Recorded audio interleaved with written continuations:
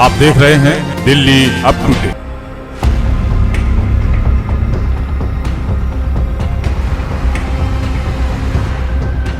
Postmortem में पूरा clear है कि इसको बुलेट लगी है और बुलेट निकली है, डॉक्टर ने निकाला है।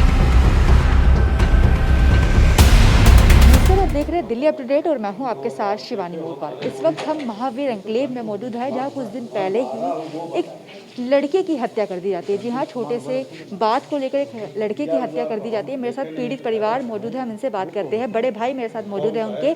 क्या नाम है भैया? मेरा नाम खुर्शीद आलम है, मैं उसका बड़ा भाई हूँ। लड़के का क्या नाम था और कैसे क्या हुआ था मामला? हुआ ये था, मेरा भाई अफरोज आलम है और मेरी फैक्ट्री है जहाँ पे सिलाई का काम होता है। वहाँ पे पहले से ही दो अज्ञात लोग बैठे हुए थे बुलेट पे, और मेरा भाई किसी काम से बाहर गया था और फैक्ट्री में आया। उन्होंने बोला कि भैया आप अपनी बाइक हटाइए, मुझे अपनी गाड़ी लगानी है और मुझे अपना काम करता है। वो लोग ऑलरेडी सुनने में आया कि आसपास से पता चला है कि नशे में थे और किसी और से भीड़ कर आए थे, लड़ाई करके आए थे। और उसी दरमियान मेरे भाई से इनसे बहसबाजी हो गई गाड़ी हटाने के चक्कर में। उन्होंने हाथापाई शुरू कर दिया। हाथापाई इतनी आगे बढ़ गई कि वो लोग हथियार रखे हुए थे या किसी ने साथ में, अभी पता चला थोड़े दिन पहले ही, कल की शाम के टाइम पे, कि पड़ोस में ही उनके कुछ रिलेटिव रहते हैं, उनके यहाँ से गन पास आउट हुआ है। उन्होंने गन दिया, मांगा इन्होंने, और उसके बाद गन मिला और मेरे भाई को शूट कर दिया। ये पोस्टमार्टम में कल क्लियर भी हो गया, लेकिन अभी पोस्टमार्टम 24 घंटे का टाइम हुआ नहीं है, इसलिए मिला नहीं है। लेकिन ये पोस्टमार्टम में पूरा क्लियर है कि उसको बुलेट लगी है और बुलेट निकली है, डॉक्टर ने निकाला है। ये क्लियर मेरी बात हुई है हॉस्पिटल में। जो रिपोर्ट है वो आई थिंक शाम को आज पुलिस वालों को क्लियर मिल जाएगा। लेकिन मुझे एक चीज़ समझ में नहीं आई कि जब पुलिस वालों को कल दोपहर में ही पता चल गया कि हाँ ये बुलेट लगी हुई है, बुलेट डॉक्टर ने मिल भी गया, रिपोर्ट प्रिंटिंग है, लेकिन फिर भी आज की डेट अखबार में मैं ये देख रहा हूँ कि इस चीज़ का कहीं जिक्र नहीं किया इन लोगों ने कि हाँ। फट्टे की बात आ रही है अखबारों में कि फट्टे से लगकर कुछ हाँ, ऐसा हुआ। तो वही चीज़ एक डाउटफुल लगा हुआ है कि इतना सब कुछ पता होते हुए भी पुलिस वालों ने फट्टे वाली बात को क्यों बार बार जिक्र किया जा रहा है, और ये जो शूट हुआ है उस चीज़ को हाईलाइटेड क्यों नहीं कर रहे हैं, इसका क्या रीज़न है। दिल्ली पुलिस किस हिसाब से काम कर रही है, उनका क्या काम करने का तरीका है, इतना मुझे तो नॉलेज नहीं है।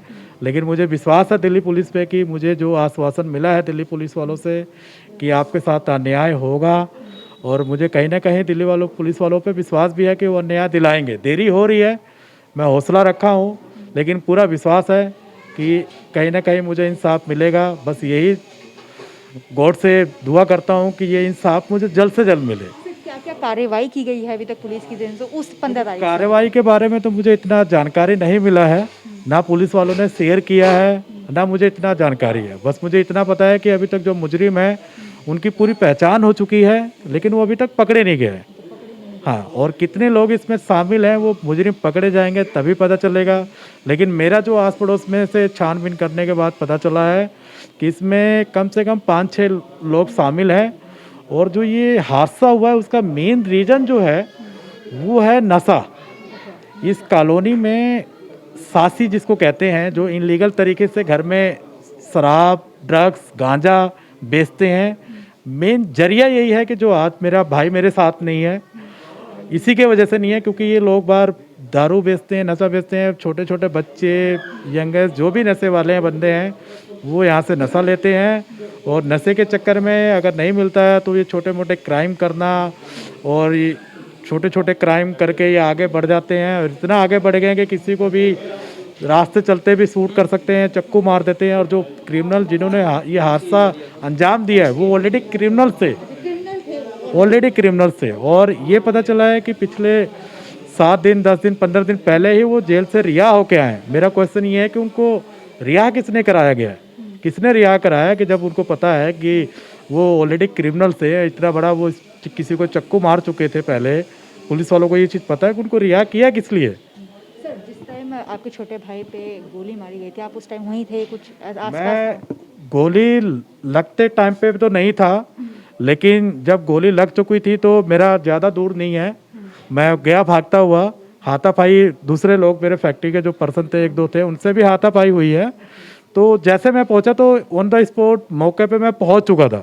गोली लगने के बाद तुरंत पहुंचा और जो भाग रहे थे वो भागते हुए मैंने देखा, उन लोगों की पहचान की, जो फुटेज वगैरह निकाली मैंने, और जो बंदे दोनों भागे हैं उन लोगों को मैंने भागते हुए भी देखा है, मैंने पूरा पहचाना है उन लोगों को, हाँ भैया यही बंदे हैं। लेकिन ये है कि जब मेरे भाई को शूट किया गया उस टाइम पे मैं वहाँ पे नहीं था, अगर होता उनके तो मेरा सर में भाई मेरे साथ होता। कान के साथ में लगी है और गोली लग के अंदर यहाँ पे सर के बिल्कुल हेड पे टॉप अप पॉइंट पे गई है, जैसा डॉक्टर ने रिपोर्ट में मुझे एक्सप्लेन पोस्टमार्टम के बाद मुझे एक्सप्लेन किया है। जिस टाइम आप मौजूद थे, आप बोल रहे थे भाग रहे थे, कितने लोग थे जो लोग तो बहुत सारे थे, कम से कम 100-150 लोग थे। कोई बालकनी से देख रहा है, कोई रोड पे थे। भाग रहे थे उस टाइम? भागने में तो 2-3 लोगों का नाम आया, 3 से 4 लोग में भागने में नाम आया। जिसने बंदूक वहाँ पे दिया है वो भी भागने में है, उसका नाम फजल है। मैं रिपोर्टर के सामने बता रहा हूँ कि मारने वाले जो कातिल हैं उन तीनों का नाम पता है। एक फजल है, एक आपका राजा नाम से, एक सोहेल नाम से है, ये तीनों कंफर्म है।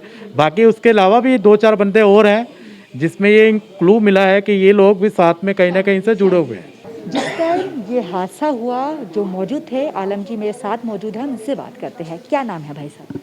मेरा नाम सगीर आलम है। उस टाइम क्या हुआ था, कितने लड़के थे और आपके भाईजान के साथ क्या हुआ था पूरा? करीब 3-4 लड़के थे। हम छज्जे से मेरी भाभी देख रही थी, तो उन्होंने बताया कि ये देखना आलिया के चाचू झगड़ा कर रहे हैं आपके भैया। तो जैसे ही हम आए तो वो नीचे पड़े हुए थे, तो हमने गाड़ी में, जो गाड़ी लेकर आए थे ये भाई, जो अफरोज आलम नाम है, उन्हीं की गाड़ी थी। तो हम, मेरे बड़े भैया आए, फिर हमने गाड़ी में डाला, हम दोनों ने उठाकर। उस टाइम क्या हालत थी आपके भाई? वो गिरे पड़े थे, ब्लडिंग ज़्यादा गिर हो रही थी उनके सिर से, और कुछ बोल भी नहीं रहे थे। मैं पूरे रास्ते उन्हें बुलाता ले गया, अफरोज अफरोज, तो बस कर रहे थे। बस हरिनगर घंटा घोर जो चक्कर है, गोल चक्कर है, उनकी वहीं 10 मिनट पहले ही डेथ हो गई थी। सर उस टाइम आपने किसी का पहचाना कि कौन है? आसपास के ही थे जिन्होंने मारा है? आसपास के लोग बता रहे हैं लेकिन पहचाना नहीं हमने। एक है जो जानते हैं, उन्होंने फिरोज की ऐसी दुश्मनी थी, कुछ ऐसा कुछ मामला था या नए लोग? कुछ नहीं है, ऐसा कुछ नहीं है। वो सिर्फ अपने काम से काम रखते थे और पार्टियों के पीछे वो किसी काम से अपना काम करके आ रहे थे घर। वो साल के थे फिरोज? 30 साल के हैं आसपास। की फैक्ट्री के नज़दीक ही हुआ है मामला? हाँ, फैक्ट्री के एकदम गेट के ही सामने हुआ। हमारी ये अपील है दिल्ली सरकार से कि हम अपने घर के सामने से सेफ नहीं रहेंगे तो कहाँ रहेंगे। अभी आप वहीं मौजूद थे? हम उस समय नहीं थे, शूट होने के बाद हमने आया जब वो गिरे पड़े हुए थे। जैसे लोगों ने हल्ला किया बता रहे कि आप जो फैक्ट्री में मौजूद थे उनसे भी हाथापाई हुई थी? हाँ, हाथापाई हुई थी 1-2 आदमी से, लेकिन वो अभी इस समय है नहीं, वो फैक्ट्री में हैं। हाँ, तो उनसे हुई थी और उन्होंने पीछा भी किया उनका, लेकिन नहीं पकड़ में आए। पीड़ित परिवार जिन्होंने कहना है कि फिरोज की जो हत्या हुई है वो एक नशे के पीछे हुई है, क्योंकि पार्किंग का मुद्दा था कि गाड़ी हटाने के लिए कहा था, जिसमें जो हत्यारे थे, जो आरोपी थे, नशे में थे, जिसके चलते उनके एक ही दम से उसके फिरोज के सर में ऑन द स्पॉट वो गिर चुके थे और थोड़ी हॉस्पिटल ले जाते उनकी डेथ हो गई थी। ये सारा पीड़ित परिवार है, इन सभी का ये कहना है कि हमें दिल्ली पुलिस पे पूरा विश्वास है, क्योंकि आरोपी के नाम इन्होंने बता दिया, पर अब न्याय दिलाना और कार्रवाई करनी पुलिस के हाथ में। अब देखते हैं कि कब पीड़ित परिवार को न्याय मिलता है और कब हत्यारों को सजा मिलती है। कैमरामैन सौरभ जोशी के साथ मैं Shivani Morwal, Delhi up to date. Bureau report, Delhi up to date.